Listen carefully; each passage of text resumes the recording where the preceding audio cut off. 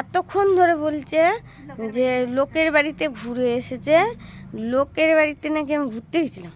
আমি তো রান্না টান্না করে কাজকর্ম সেরে আমি গেছিলাম একটু পাশের বাড়ি, একটু দরকার ছিল ছোট বুড়িকে একটুখানি মেনু দিয়ে আসতে।